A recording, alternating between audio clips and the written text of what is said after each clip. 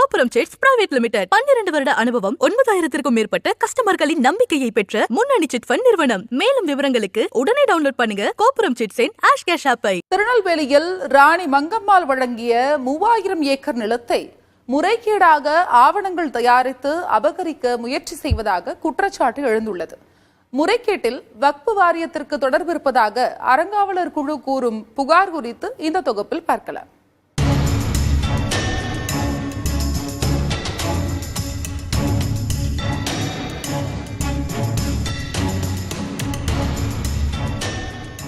அரேபியாவிலிருந்து குதிரை வணிகம் செய்ய வந்த இப்ராஹிம் கான் பனி என்பவருக்கு கடந்த 1634ஆம் ஆண்டு ராணி மங்கம்மாள் நெல்லையில் 3000 ஏக்கர் நிலத்தை பரிசாக வழங்கியுள்ளார்.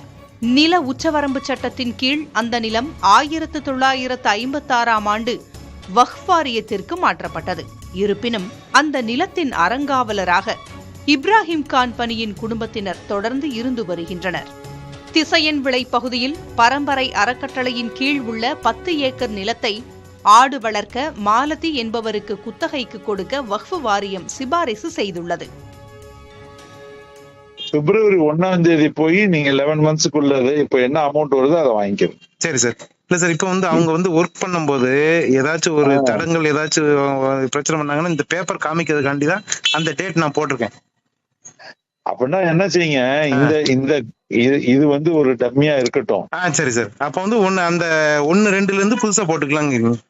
1-2ல இருந்து புதுசா போட்டு அதையும் அவங்கள்ட்ட கொடுத்துருங்க. சரி சார். சரி சார். சரி சார். நீங்க என்ன செய்யுங்க, நீங்க என்ன பண்ணுங்க, 3 மாசம் முடிஞ்ச உடனே அதை கிழிச்சு போட்டுற வேண்டியது. அதை வாங்கி கிழிச்சு போட்டுருங்க. Okay sir. Okay sir.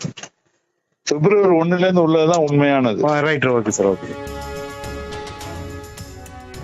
நிலத்தை குத்தகைக்கு வழங்குவதோடு 10 ஏக்கருக்கான வாடகையை பெறக்கூடாது என்றும் 11 மாதங்களுக்கு ஒருமுறை தானாக புதுப்பித்துக் கொள்ளும் வகையில் பத்திரங்களை தயார் செய்யவும் வக்ஃப் வாரியம் அறக்கட்டளைக்கு அறிவுறுத்தியதாக தெரிகிறது. மேலும் 90 ஏக்கர் நிலத்தை சட்டத்திற்கு புறம்பாக மாலதிக்கு கொடுக்க வேண்டும் என வக்ஃப் வாரியம் அழுத்தம் தந்ததாக அறங்காவலர் குழு குற்றஞ்சாட்டியுள்ளது.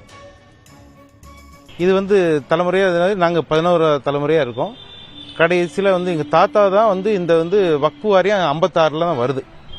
56ல் வருது. அப்போ எங்கள் தாத்தா இந்த வக்ஃப் பண்ணுறாரு இந்த சொத்து. அதுக்கப்புறம் இது விற்கவும் முடியாது, எதுவும் பண்ண முடியாது. இது குத்தகைக்கு விட்டு தான் இது பண்ண முடியாது.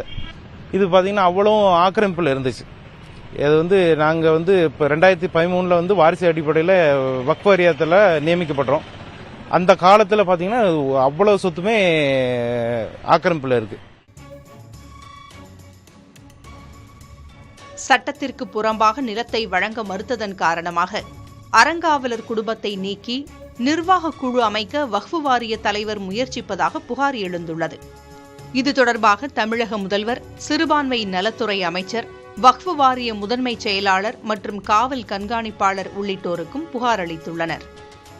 இதுபற்றி விளக்கமளித்த இந்திய இஸ்லாமிய கூட்டமைப்பின் சட்ட ஆலோசகர் ரஹ்மத்துல்லா, அறங்காவலர் குழுவை நிர்வகிக்க சட்டப்படி அனைத்து உரிமைகளும் இருப்பதாக தெரிவித்தார்.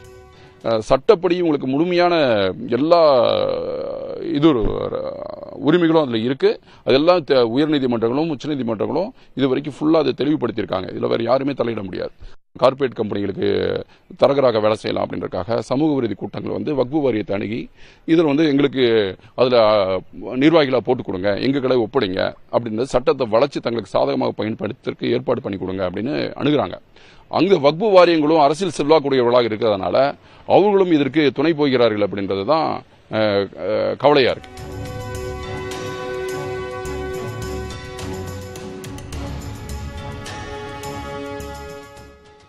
இந்த புகார் குறித்து வக்ஃப் வாரிய தலைவர் அப்துல் ரஹ்மானிடம் விளக்கம் கேட்டோம். அதற்கு அறங்காவலராக இருக்கக்கூடிய குடும்பத்தினர் முறைகேடுகளில் ஈடுபட்டு வருவதால் அந்த சொத்துக்களை கண்காணிப்பு குழுவின் கீழ் கொண்டுவர தீர்மானம் நிறைவேற்றப்பட்டிருப்பதாக தெரிவித்தார். விரைவில் அரசாணை வெளியிடப்படும் என்றும் அப்துல் ரஹ்மான் கூறியுள்ளார். இந்த விவகாரத்தில் யார் மீது குற்றம் என்பது முழு விசாரணைக்கு பிறகே தெரியவரும்.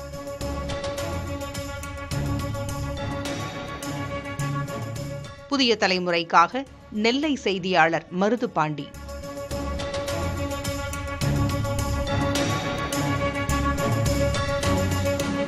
கோபுரம் சிட்ஸ் பிரைவேட் லிமிடெட் 12 வருட அனுபவம் 9000க்கும் மேற்பட்ட கஸ்டமர்களின் நம்பிக்கையை பெற்ற முன்னணி சிட் ஃபண்ட் நிறுவனம். மேலும் விவரங்களுக்கு உடனே டவுன்லோட் பண்ணுங்க கோபுரம் சிட்ஸின் ஆஷ் கேஷ் ஆப்பை.